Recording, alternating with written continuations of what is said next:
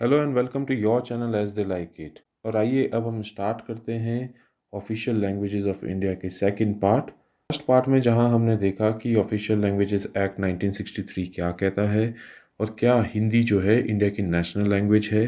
22 languages जो 8th schedule का part हैं उनके बारे में जाना। आइए अब हम स्टार्ट करते हैं the remaining part of official languages of India. सबसे पहले हम जानेंगे कि क्लासिकल लैंग्वेजेस इंडियन में कौन कौन सी हैं, किन किन को रिकॉग्नाइज किया है। करंटली 6 लैंग्वेजेस हैं जिनको कि क्लासिकल का स्टेटस दिया गया है। उसमें सबसे पहली है तमिल, जिसको कि डिक्लेयर किया गया क्लासिकल लैंग्वेज 2004 में।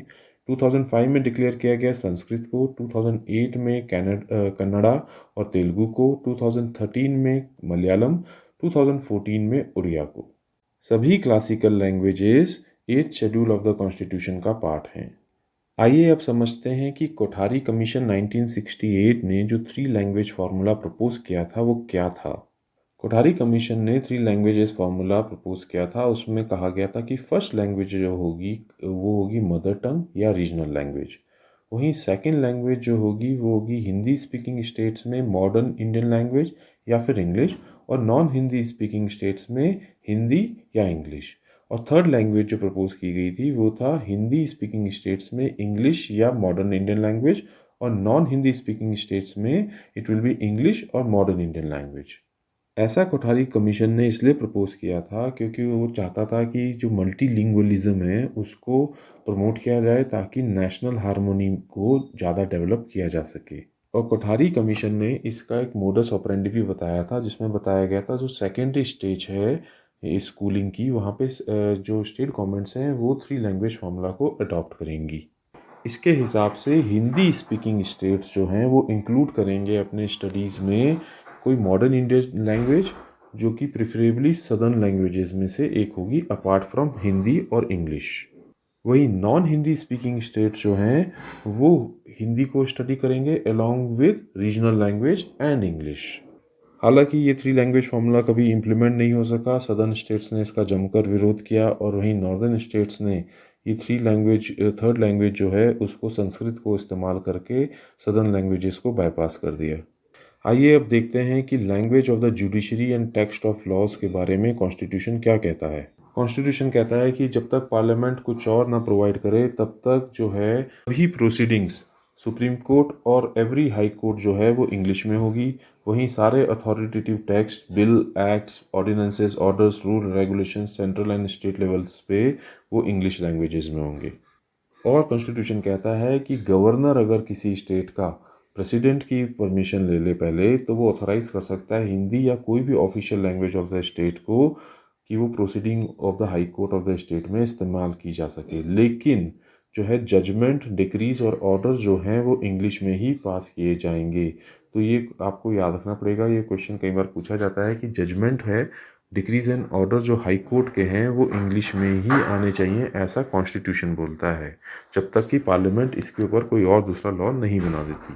तरीके से जो स्टेट लेजिस्लेचर है वो कोई और लैंग्वेज को अदर देन इंग्लिश जो है प्रिस्क्राइब कर सकती है as far as language of bill, acts, ordinances, orders, rules, regulation, bylaws जो हैं स्टेट गवर्नमेंट के जो हैं उनके बारे में बात हो रही है। लेकिन उनका इंग्लिश में ट्रांसलेशन पब्लिश करना एट द सेम टाइम ज़रूरी है। यहाँ पे ये भी जान लें कि पार्लियामेंट ने आज तक कोई भी प्रोविज़न नहीं बनाया है इंग्लिश के अलावा कोई और लैंग्वेजेस को यूज़ होने के लिए सुप्रीम कोर्ट में। इसलिए सुप्रीम कोर्ट की जो पिटिशन्स हैं और अपील्स हैं वो सिर्फ इंग्लिश में ही सुनी जाती हैं। आइए अब जानते हैं कि स्पेशल डायरेक्टिव्स क्या होते हैं। जो हमारा कॉन्स्टिट्यूशन है वो कुछ स्पेशल डायरेक्टिव्स भी देता है ताकि लिंग्विस्टिक माइनॉरिटीज़ के इंटरेस्ट को बचाया जा सके और साथ ही साथ हिंदी लैंग्वेज को प्रमोट किया जा सके। तो प्रोटेक्शन जो लिंग्विस्टिक माइनॉरिटीज़ को दिए गए हैं वो इस प्रकार हैं। सबसे पहला कि कोई भी एग्रीड पर्सन जिसको कि कोई अपनी ग्रीवांस हो, वो किसी भी ऑफिसर को या अथॉरिटी ऑफ द यूनियन को किसी भी लैंग्वेज में जो यूनियन और स्टेट में यूज़ होती है उसमें रिप्रेजेंटेशन दे सकता है।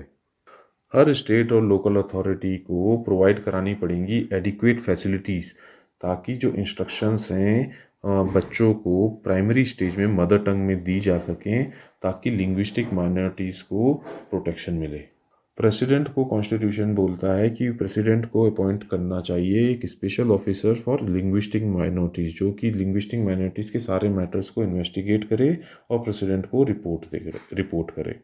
आइए अब समझते हैं कि कॉन्स्टिट्यूशन क्या स्पेशल डायरेक्टिव्स देता है regarding development of Hindi language. Constitution impose करता है ड्यूटी सेंट्रल गवर्नमेंट पे कि वो प्रमोट करे हिंदी का डेवलपमेंट और स्प्रेड को, ताकि जो हिंदी है वो लिंगुआ फ्रैंका बन सके कंट्री की।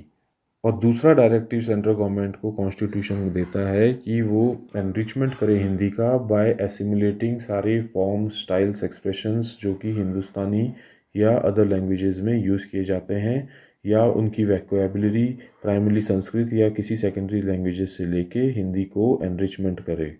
आइए अब देखते हैं कि committee of parliament on official language क्या होती है। ऑफिशियल लैंग्वेजेस एक्ट 1963 प्रोवाइड करता है कि एक committee of parliament on official languages जो है वो सेटअप की जाए, ताकि वो ऑफिशियल लैंग्वेज की इम्प्लीमेंटेशन की प्रोग्रेस को रिव्यू कर सके। ये कमेटी सेटअप की जानी थी 10 years from the promulgation of the act, जो की डेट थी 26 जनवरी 1965।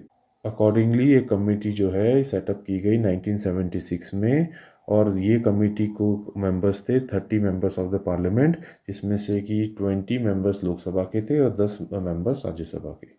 इस कमेटी का काम था कि वो हिंदी लैंग्वेज की जो इम्प्लीमेंटेशन की प्रोग्रेस थी वो उसको रिव्यू करे और प्रेसिडेंट को एक रिपोर्ट अपनी रिकमेंडेशंस दे, और प्रेसिडेंट को वो रिपोर्ट फिर each house of the parliament as well as state governments को भेजनी थी। और प्रेसिडेंट उसके बाद after consideration of the report और स्टेट गवर्नमेंट्स के व्यूज़ को जानने के बाद डायरेक्शंस इशू कर सकते थे। चेयरमैन ऑफ द कमेटी जो होते हैं वो इलेक्ट किए जाते हैं by the elected members of the committee, but as a convention जो है जनरली यूनियन होम मिनिस्टर जो है इस कमेटी के चेयरमैन होते हैं। हाल ही में जो होम मिनिस्टर ने हिंदी को लेके स्टेटमेंट्स दिए हैं वो इसी कमेटी की मीटिंग लेते हुए दिए थे।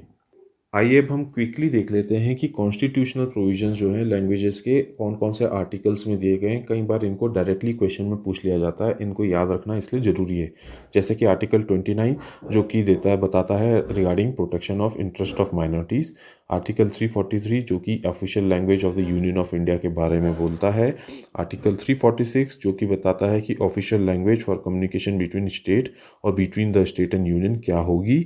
आर्टिकल 350A जो बोलता है कि गवर्नमेंट को फैसिलिटीज़ प्रोवाइड करानी पड़ेंगी for instructions in mother tongue eight primary stage. ये क्वेश्चन कई बार पूछा जा चुका है। आर्टिकल 350B जो बोलता है कि special officer for linguistic minorities के लिए अपॉइंट किया जाना चाहिए बाय प्रेसिडेंट।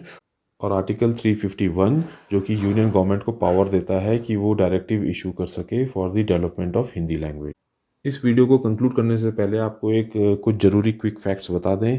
सबसे पहला, इंडिया की कोई भी नेशनल लैंग्वेज नहीं है जैसे कि टीवी में बोला जाता है या कई लोगों को गलतफहमी है। इंडिया की सिर्फ ऑफिशियल लैंग्वेज है जो कि हिंदी और इंग्लिश है at the moment.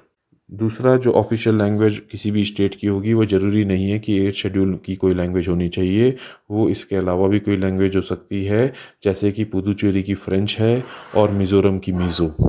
Department of official language जो है इस्टेब्लिश किया गया था मिनिस्ट्री ऑफ होम अफेयर्स में जून 1975 को। तो दोस्तों ये थी हमारी total coverage regarding official language of India. अगर आपको ये वीडियो पसंद आई हो तो लाइक एंड सब्सक्राइब करें। वहीं इंस्टाग्राम और टेलीग्राम से जुड़ें for free PDF and free notes. Thank you.